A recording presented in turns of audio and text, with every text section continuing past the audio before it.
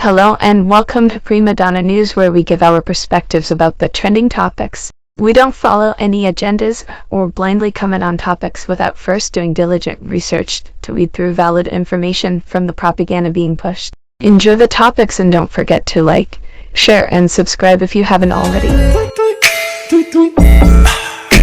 the bag, get the bag. Y'all niggas know what it is. You know we get the bag, get the bag.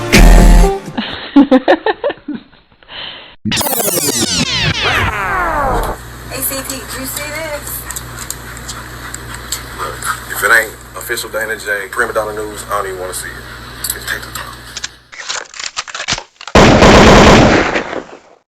It's interesting how people are reacting to these new allegations against Jay-Z. Like we ain't heard that he's been implicated in many other storylines.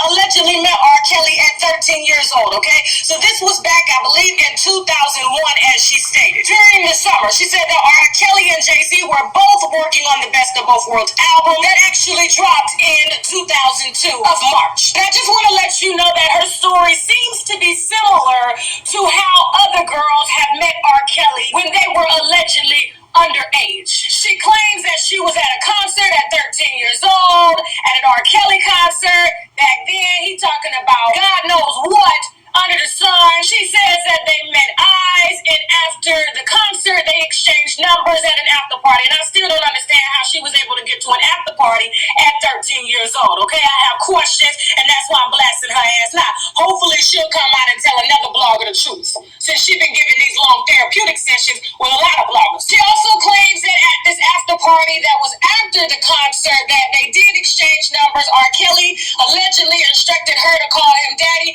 and no age was ever discussed at the after party. He probably figured that she was old enough, being that her grown ass was at an after party without parental supervision.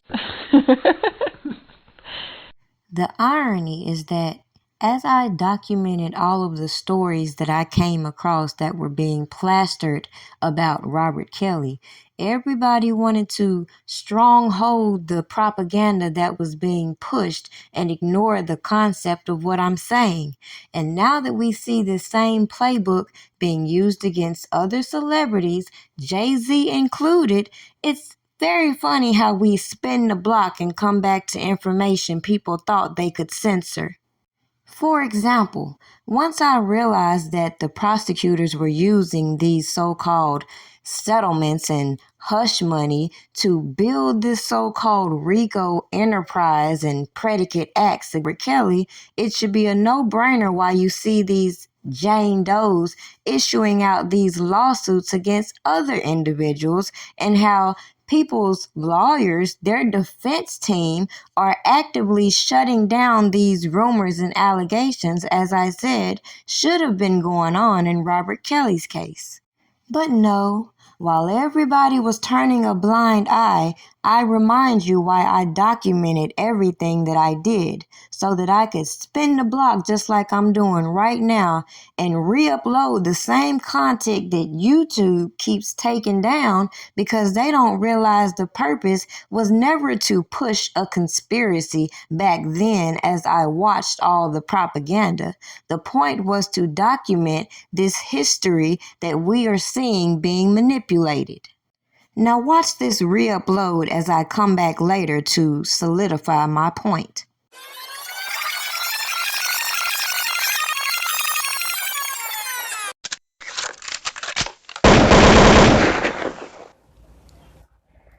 What does it say about our judicial system when attorneys can be used to extort and embezzle money from those individuals who came from impoverished lifestyles and finally made it to be successful? What does it say when women carry on consensual relationships with others and then find themselves scorned and using these attorneys for financial gain? Now, true enough, if any woman has been abused, the natural thing to do would be to seek criminal charges. However, what does it say when their first incentive is to go to an attorney who doesn't handle criminal cases, who only specifies that they are trying to reach settlements. What does it say when an individual can be charged as a racketeer? Meanwhile, these attorneys can go on and have these press conferences and solicit alleged victims to settle with high, powerful individuals. What does it say when you can look at their lifestyle and see that they are greatly profiting from other people's demise? What does it say when these people who keep surrounding themselves with R. Kelly keep staying in their positions until something happens? They get fired, something comes to light, and then all of a sudden they have these stories of how he's such a terrible person.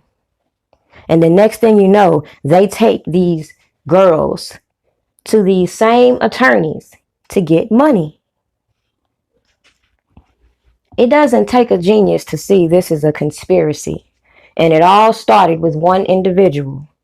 The same individual who I feel initiated this marriage certificate under the directions of Daryl McDavid.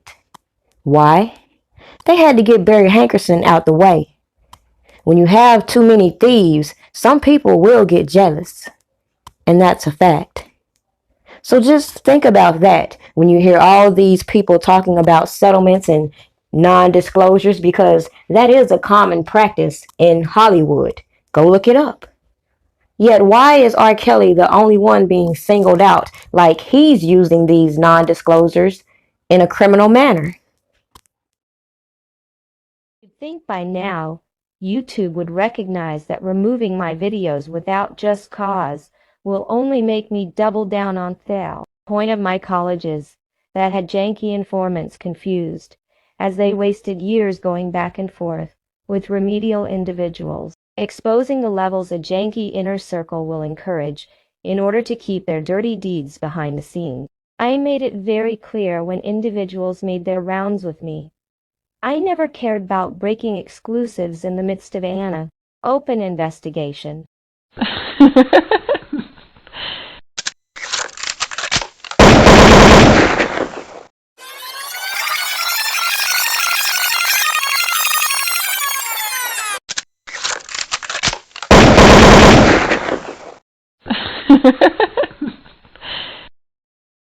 Now, clearly the point in me re-uploading a video that YouTube has removed for no good reason, I'm going to point out the fact that a judge has told Jay-Z and his attorney basically they might as well stop with the tactics they're trying to pull with identifying this Jane Doe.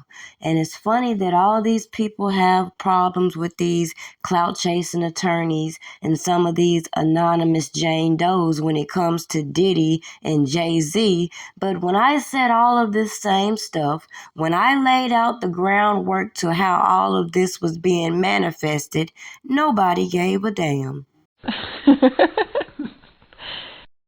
It's the hypocrisy for me, especially when we witness firsthand how rumors and allegations can be weaponized, especially when when 50 Cent started to fuel certain allegations about R. Kelly solely and mainly because he had a problem with another artist and didn't like the collaboration. This is the type of underhanded bullshit that some people fail to keep in mind when they fueled propaganda. But the gag is, as hard as they got on these platforms pushing these narratives and storylines while ignoring the connections between other artists, I told you where the real reckoning would come, and it wasn't gonna stop with no damn R. Kelly. Now how about that? And speaking of, the whole point in concluding that video that was deleted was to again show how I established how a lot of these allegations were being spread and how these so-called settlements and lawsuits would be used to fuel certain narratives, while a lot of these janky-ass people played in R. Kelly's case and skipped over the whole thing they're trying to push with Diddy and Jay-Z about these attorneys trying to extort these celebrities. But hey, when you have individuals who clearly see what's going on and have intentions to act on it, my objections in creating my content should be very clear, as I was not here to create a damn platform to interfere with the judicial process and push janky ass narratives.